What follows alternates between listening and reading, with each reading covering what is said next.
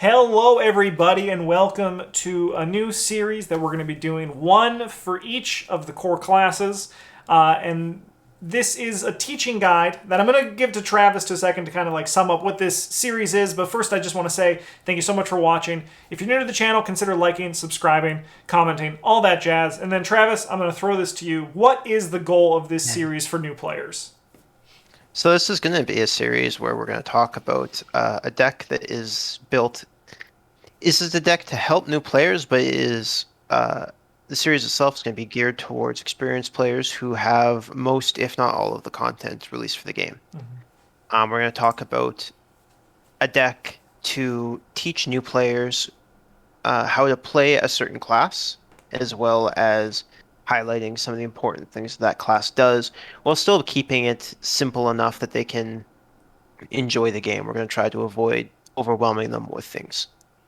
There's a lot of rules in this game, a lot of little things that are constantly happening, and these decks and guides are going to be focused on making sure that the new players enjoy the game, that they're having fun, and that they feel like they're contributing to the game. Yeah. So in that vein, we're going to be moving away from cards that make you care about other cards during the investigation phase. So for example, in this deck, even though I'll handle this one as a very strong card, you're not going to see it in the deck because that forces the new player to pay attention to everything else that's going in the game. And we're going to try and stay away from things that would make the new player potentially feel bad, things like curse tokens, for example. Sweet. So, on that note, for both people who want to learn the Guardian class and also for people who you're going to teach someone the Guardian class, we have to ask the question, what does the Guardian class do? Travis, what does the Guardian class do? One of the things we're going to look at primarily with this deck is Guardians are fighters. Um, they can soak a lot of damage, whether it's from allies, or healing or other sources. They care about killing enemies. We're going to have some cards in the deck that benefit us or reward us for defeating the enemies, and how much a lot of their gameplay is tied to that. And weapons and soaks are a core part of the deck. They're very important to what you're trying to do. And so we're going to be playing cards that highlight those. Sweet. So let's get into the deck itself. So this is as Travis said, a really simple Zoe Samaras deck. I have everything here. We're going to go through and kind of talk about like why the cards were included in this, and with this one, it's going to be less about like what Zoe does, but I still have this here. You become engaged with an enemy, gain a resource, gain some money. Her cross, when an enemy engages you, you can spend that resource to spend a resource to deal 1 damage to that enemy. And then her treachery is just it really is her personal weakness rather. It works really well for like even this game plan of what is trying to be taught by this deck because it's just like do what you do. You just have to go out of your way to do it. So there's nothing really strange that can come up here. Yeah, I chose Zoe over other Guardian investigators, though we will talk about alternatives later in case you don't have Zoe. But I chose her specifically because her ability cares about engaging enemies. Again, reinforces that we care about enemies. And she also has a high brain score, which prevents you from getting gimped by things like Frozen Fear or um, Rawing Remains, which are cards that can be like unfun or just feel bad for new players and things that they typically attack more typical weaknesses of the Guardian class, but Zoe doesn't have quite so much an issue with them. Yeah, yeah. She also has nice, easy deck building, which was a Yes, bonus. yeah, yeah. All right. So with the weapons here, these are pretty straightforward. The 45 automatic, you get +1 fist and it shoots. The machete, you get +1 fist and deal +1 damage to only engaged with you. And then there also is the meat cleaver as well. So Travis, why were these ones your choices for this deck? We picked the 45 on Mac and Machete. They're nice and easy cards. They uh, they just do damage and give you +1 punch. Those are things that you care about. And we picked the Meat Cleaver as our last one because it helps introduce that our damage and our horror are a resource. And it's okay to go lower on your sanity, for example, on Zoe, because we're gonna see we have a whole bunch of other cards to help us mitigate that and keep us out of the danger zone. Yeah, and I think too what I also like for what Meat Cleaver does, and then also to another extent as we get to Drawn to the Flame, is that it's I think important in this game to teach new players that it's okay to do a negative thing to yourself if you get a good positive out of it, especially if you have ways to mitigate that negative in some of the cards we're going to see coming up. Yeah. Allies, once again, like this is all just very simple. B Cop, I imagine, is here because you get +1 fist. Do what you do better. Guard Dog as well. It allows them to not only be less scared of enemies attacking them, but I think what it also does is it allows them to potentially piece together the things that experienced players know what to do with Guard Dog, and like they might be able to piece it themselves. And those discovery moments, this is actually something too when I've played with new players, and I'm sure Travis is probably similar. You don't want to, when you're playing with a new player, you don't want to be like, hey, use your Guard Dog to do this. You want them to discover those things themselves, because then that gets them more invested in the game. So if you give them these tools that like they'll be like, what does this card do? They can solve those puzzles themselves, and Guard Dog's really good for that. And then medical students also here because you can heal your Guard Dog. You can also heal yourself, or they can heal you, and then that also makes them feel like they are helping and they're having a good time, and also makes them less scared of things like their meat cleaver. Anything else you want to that was your thought process for these guys, Travis? No, you nailed it. Sweet.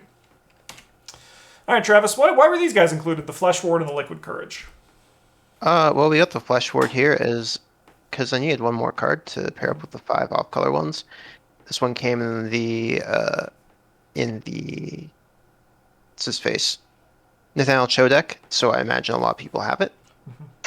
It's just a nice way to show that Guardians do care about magic sometimes. There are like exceptions to things that the classes care about, and it's just another way to protect yourself. Works well with the Meat Cleaver, where you can use this to eat other horror, or you can use it to like eat horror off of an enemy that attacks for heart and horror, put the damage on the Guard Dog, and then like ding them for damage. So that's like little things that this card can do. Yeah. Then we have the Liquid Courage, which is just it's in Zoe's cycle, and it supports the Meat Cleaver and Zoe's weak stat, and you can also use it to help heal your teammates. That's basically what that one came down to. Yeah, yeah. Economy, baby. That's what these ones are here for, because you got to teach them that economy is important. Emergency cash gives resources, stand together gives resources, and gives another person resources. And then glory, it further puts that thing into their mind that glory is great for you want to defeat enemies, and this is like a reward for enemies. Like you kill the enemy's gone, they get to draw 2 cards. I think that's just, you got to have your economy, and you got to teach them that economy is good. That's what's important here. Mm-hmm. And then last but not least, we got, I believe these are the last 2 cards for this. Oh, no, we have skills coming up. Skills, but skills are skills. We have evidence. This is kind of follows a similar line to glory, where it gives them a reward for defeating an enemy. But what this and Drawn to the Flame also do, I think, especially like if you're building your first deck for them, or if you even are building your own first Guardian deck, like this is, as I said, this series kind of hits both notes. New players and experienced players getting new players involved. What Evidence and Drawn to the Flame do is they help you, as your goon, familiarize yourself that there is going to be times where you might not have an enemy to kill. And unless you're like planning on just setting up, getting clues can be another thing you can do. Drawn to the Flame also teaches players, as I said earlier, that bad things aren't always bad. You can turn a bad thing into a good thing. And Zoe, with her 4 brain, can handle it. And if she draws an enemy, she just gets a resource and then just frickin' murders it. Yeah. And then skills. Travis, why this is probably the hardest question you'll ever have to answer, but why these skills? Well, actually, no, Bryn, why don't you talk about these skills? You didn't say anything yet. I'm sure you can pick it up pretty quick. All right, well, we got 4 brain. Pushes us to 6. 6 is pretty easy to pass. Mm-hmm. Then after we pass, we draw a card. So it's kind of like it's free. Overpower is the same thing but for punch. Some enemies are very difficult to punch, and overpower will make them much easier to punch, while also drawing you a card when you succeed.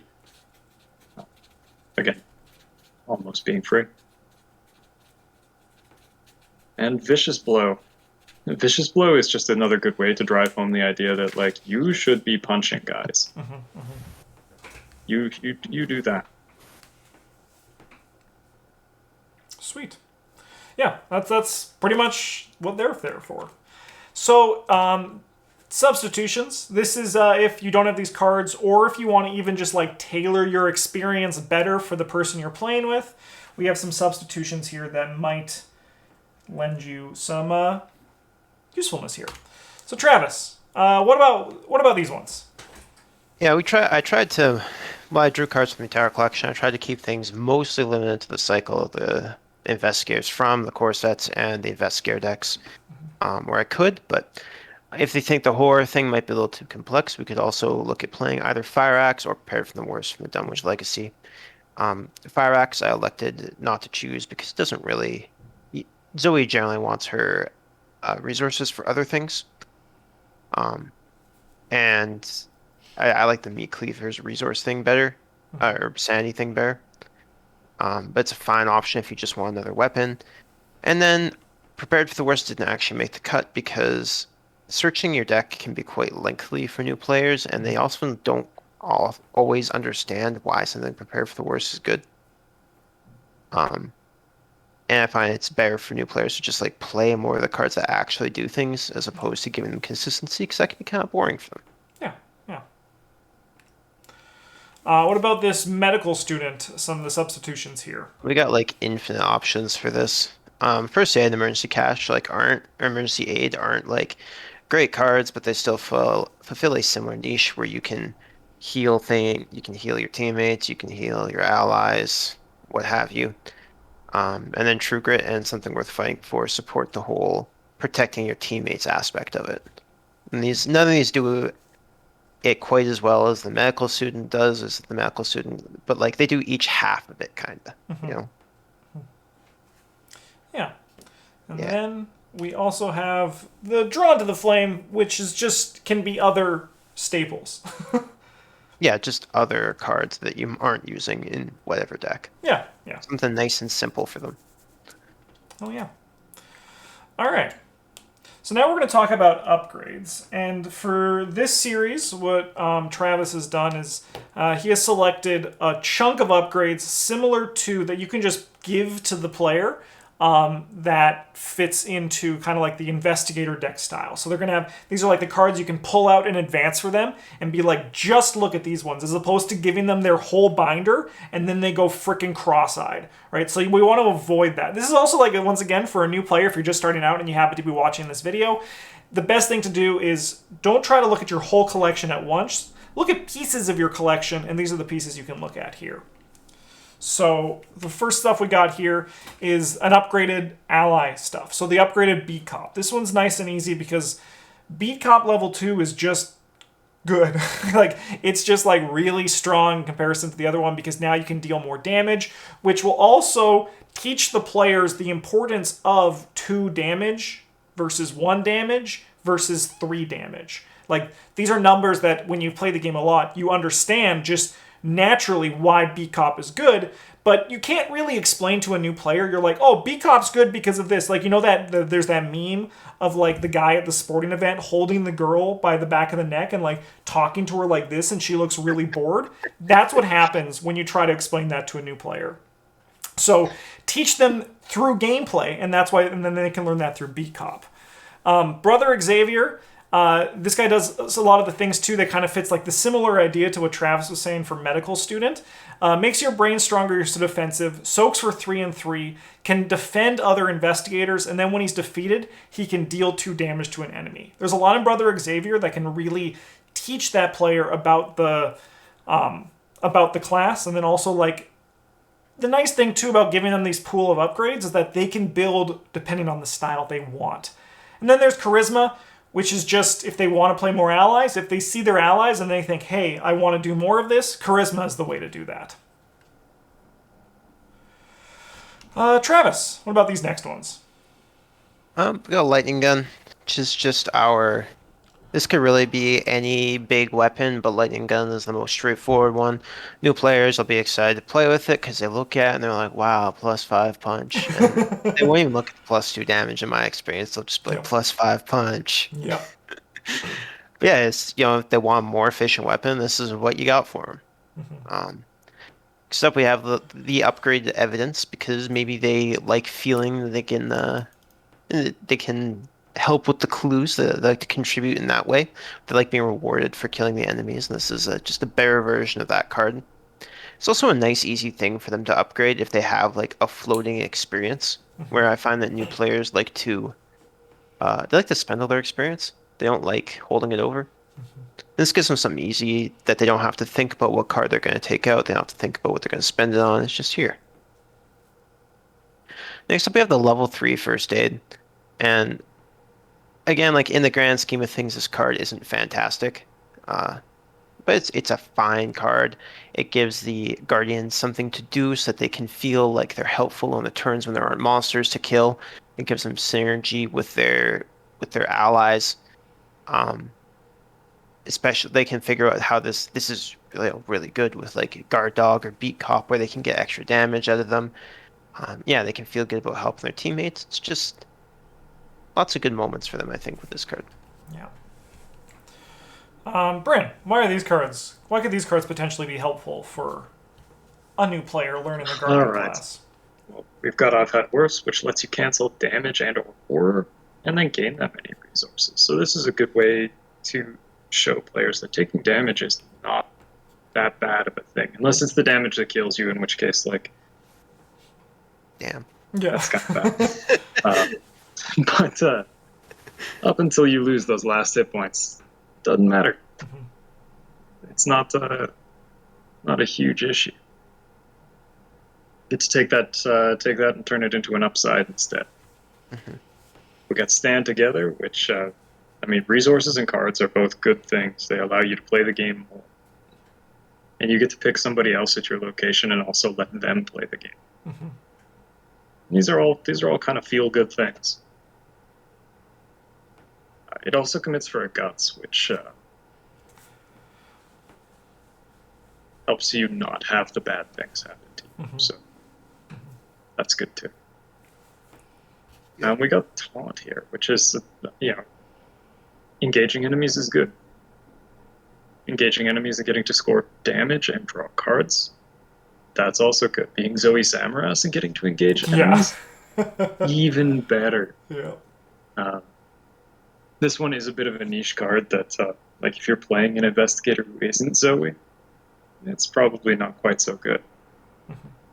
But it does also commit for Guts and some other things too. But mostly Guts. And other things too. Yeah, other things too. It does. You're not wrong. Probably don't do that though. Yeah. All right. So this last little bit here for this video is just some alternative Guardians that you can give if you do not have Zoe. So Zoe is really good because she's simple. She teaches players that it's okay for enemies to engage you, and her deck building, as Travis said, is just nice and concise.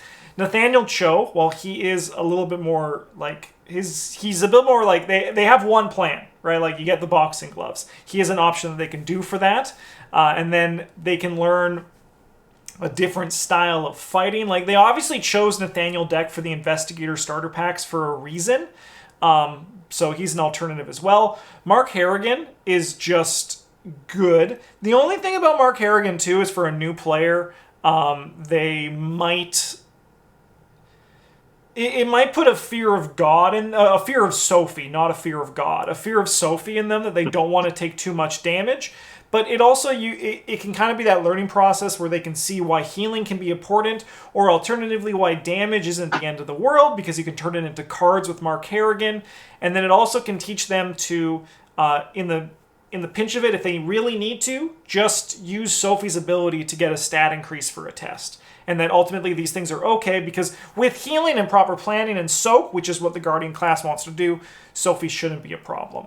Then there's Tommy Muldoon, which he has access to the survivor side of things, but he teaches the concept of soak really well, while also turning that soak into economy, which allows them to do some really fun things. Are there any other investigators that you guys think could be good alternatives for this one, for specifically the Guardian class, that I did not include here? The big ones. Like, Roland's fine if you want to focus more on the clue things, but he kind of moves away from the the actual or Guardian stuff. He also is like pretty fragile with cover up and his 5 sanity, and that could be frustrating for new players. So, Sweet. All right. Well, hopefully that this video has helped you, if you're a new player, to understand what the Guardian class is, and if you're an experienced player looking to make a deck for a new player, hopefully this has helped you with that. We are going to be doing this for the other 4 classes, so make sure, if you have not subscribed to the channel and you want to see that, subscribe and also like the video. It's a huge help to us. Thank you so much for watching. A huge thank you to all of our patrons down at the bottom of the screen. Have a great one, and as always, GG's.